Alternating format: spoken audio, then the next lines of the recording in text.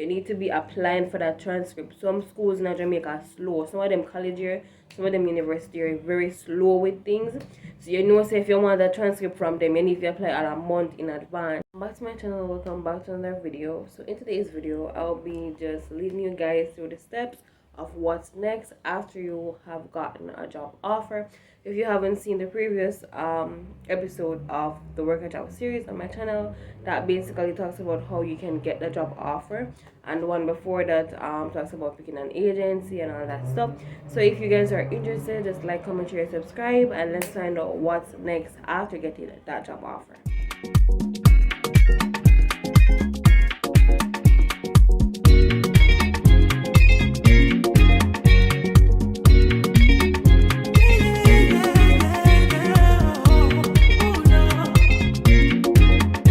After you have received your job offer in your email stating that okay, they've accepted you for this job and blah blah blah, you will be sent the contract for the job offer, right? So now when you're sent that contract for the job offer, what you need to do is sign it and upload it within that timely manner. Usually with these job offers, they usually have a deadline on them, but please try and like sign it, scan it, upload it. Or some sponsors do accept digital signatures.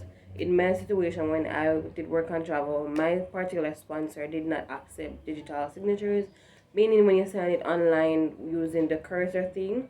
So in my situation, I had to print it, sign it physically, scan it, and then upload it back to them, right? So I'd upload it to my agency, and my agency would send it to the sponsor. So that's like the next step immediately after receiving the job offer. You're going to sign it and you're going to upload it and you're going to send it back to them in a timely manner, okay? Because the thing is that the longer you take to sign this job offer, the longer you take to give it back to them, you basically hold up the entire process and you're holding up the whole embassy as well. Depending on when you're seeing this video and if you're going to the embassy, if it's like close to Work and Travel time when students should be leaving in May, then basically you not signing that job offer and giving it up, you're kind of delaying your whole visa interview process. So ensure that you sign it and upload it as soon as possible, right? So basically now you upload it, send it back, all that stuff, as I said, is the embassy time now.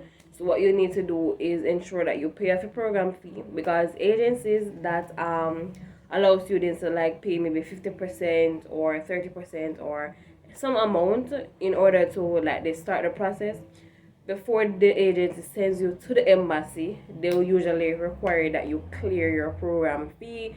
That's usually between, program fee would be anywhere between, let's say, 700 to maybe 1,800 depending on the agency, right? So they would require of you to clear that program fee and clear registration fee and all that stuff from long time, right? So basically now you'll be at the stage where you will be required to pay the embassy fee. Now some agencies do not do the embassy interview, do not schedule the appointment for students, and even if they do charge an extra fee. The situation with my agency, they actually charge $5,000 plus whatever the embassy application fee is, and so you pay that to them and they schedule your interview, right? So at this point, it's really about you getting ready for your embassy interview, your J1 visa embassy interview, since this is the name of the type of visa you'll be getting with this Work and Travel thing. So if you need tips on how to prepare for your J1 visa interview, you can go out and check out my video. If for any reason you want to just know how the entire Work and Travel process go, like in one go, I have another video for that as well. You guys can go ahead and watch it, me explaining my experience and my process and all that stuff. Yep, so basically now the next real step would be you getting your documents together, guys. Once you're here, so listen, it's embassy time, you need to be getting your documents together. You need to be applying for that transcript. Some schools in Jamaica are slow. Some of them college here, some of them university are very slow with things. So you know, say if you want that transcript from them, you need to apply a month in advance. You need to ensure, say, you get your official transcript. You apply for it, you apply for your status for a new status letter, And if you're interested, your passport size which I put out, and if you're interested, your passport is not expired or will not be expiring within the time you go on work and travel. If, for example, your passport is expiring May, and it's May you're supposed to go on the work and travel, you need to go renew the passport. So all of these things you need to be up and running on your passport, your civis, health insurance, status to the official transcript, and passport size photos. All these things you will need in order to go to the embassy. So if you don't have these things, you need to get them together.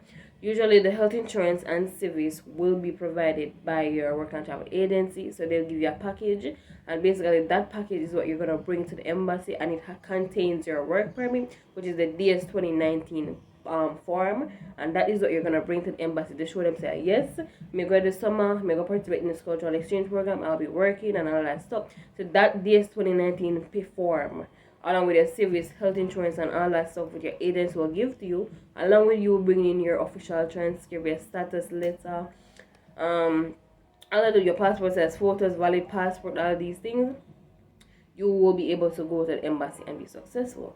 Now, people have asked me about bank statements. In the case of this J1 visa, you're a student, and so a bank statement is not required. As a matter of fact, bank statements aren't required for even the B1, B2, the visitor visa. It's not even necessarily required, because the thing is that the embassy don't like to take documents from you, right? They don't like to take documents from you. And so for the visitor visa, there's nowhere that states, oh, you must definitely have a bank statement, because even I myself have gotten that visitor visa and me never have a bank statement, right? They didn't take a bank statement from me in order to issue me that type of visa. So it's not necessarily like all across the board, right? But the point is that you're a student, you're not working, you're a student, so they don't expect, oh, you got $5 million plug that account, right? You're a student, school fee you pay on bag or something, probably your parents, auntie, uncle, somebody pay the school fee, student loan. So bank statement is not required for this J1 visa. So just in case somebody run up and down and I say so themselves, and I say, oh God, I'm gonna find a bank statement with $5 million, then you don't need a bank statement for this work and travel thing, right? So basically you need to do all of those stuff, and also you need to start preparing for those interview questions.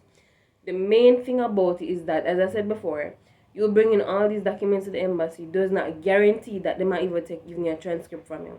It does not guarantee that they're going to take your status letter. It's not a guarantee that they might take anything from you, right? And as a result of that, the interview is where you know if you get the visa or you don't get the visa. Because imagine you go to the window, you have all these documents, but guess what? They're not asking the documents. So it means that they're going to work on whatever you tell them, say, right? You're going to work on that. So you if you're interested, okay, when we go to that window, or we can tell them, say, listen, I'm a full-time student, I'm studying this, blah, blah, blah, and I'm blah, blah. You have to be confident about it, so them know, say, yeah, man, she's a real student, he's a real student. Them know them, I say. Them ask for your favorite courses, make sure you can tell them, they really have questions. Those are the type of questions that they're going to ask you for the J1 visa. What type of courses are you doing? What are you studying? What was your GPA last semester? Those are the questions that they'll ask. So don't feel like, oh, they're going to ask, big bank statement from a student. No. They're going to ask you, and if you take too long to answer it, they're going to make them kind of question, like, are you really a student? You really have to think this long about, you can't even name one course you do this semester? Then that is really, really bad. But guys, those are basically it. So so you accept that job offer quick and fast. You pay your embassy application fee and everything. Schedule your appointment. Make sure you prepare all the documents. You prepare for the questions afterwards and all that stuff. And some type of questions that they'll ask. They'll ask you like your purpose, of course. Family. Do you have any family in the U.S. who is funding your trip? And do not say that you're funding your own trip. That makes absolutely no sense. You're a student. You should not be funding your own trip. Even if someone who can afford for funding itself, do not tell them say you fund your own trip. Tell them say your mother, your father, your auntie, your uncle, your cousin, somebody over the age of 30 fund your trip. And basically that is like a full overview of everything for this episode. Just ensure so you accept your job offer in a timely manner. Ensure so you get your embassy date as soon as possible. Ensure you prepare all your necessary documents. do not, as I said before, it's not a must that they might take these documents from you at the embassy, but ensure say if for some reason the lady or the man say, can I see your transcript? Ensure say you have a transcript to show them. Ensure you have a status letter. Ensure you have a passport size picture with you. Or you have to go to the embassy and have a picture. So what you're not planning to get the visa then. You don't plan to get the visa then. Right? So all of these things you need to ensure say you know what I'm saying? Put them together, your transcript, status letter, all of these documents, put them together, your civil health insurance, your passport, valid passport, the expired passport. So all of these things you need to put together and go to the embassy and act like you're going to get a visa. That is it. Right? But anyway guys, that is the end of the video. Don't forget to like, comment, share, and subscribe. Prepare wisely, prepare efficiently for your embassy interview, and I have some videos on my channel. You guys can go and check them out. And that's the end of this video. Thank you guys so much for watching, and bye guys.